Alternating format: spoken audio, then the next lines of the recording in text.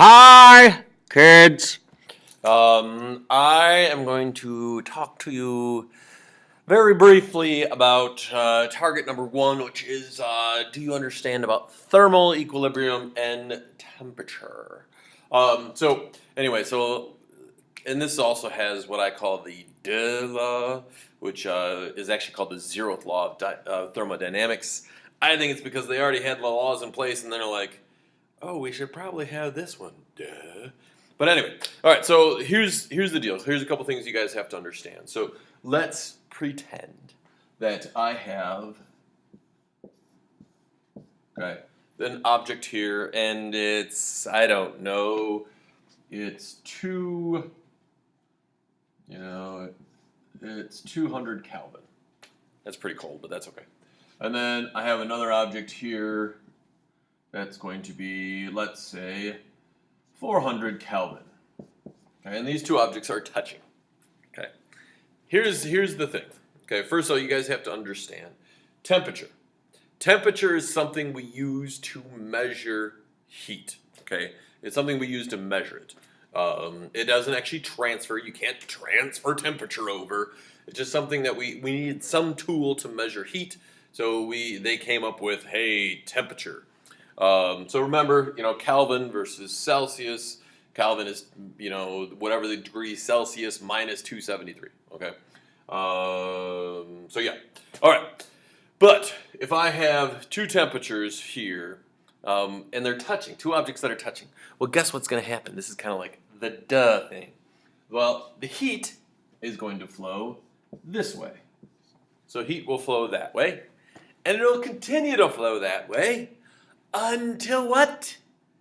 It's the same temperature. It's in thermal equilibrium. So in this case, if they're exactly the same size, I would end up with one big blob that's 300 Kelvin.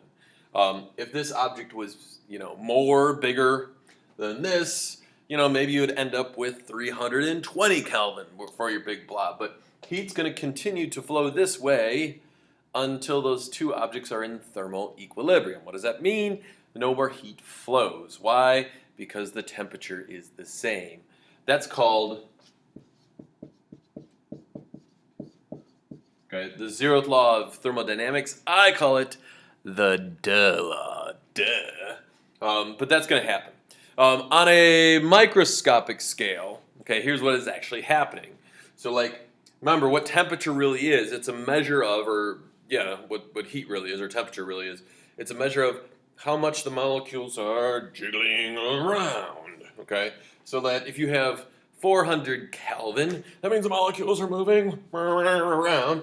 And where versus 200 Kelvin, maybe they're, just kind of moving around. Okay, so that literally what happens when this touches this is the molecules right here, these ones that are 400 Kelvin, they jiggle around, jiggle, jiggle, jiggle, jiggle, jiggle, jiggle, and they call these to jiggle around, jiggle, jiggle, jiggle, jiggle. And then, and that's how the heat actually moves.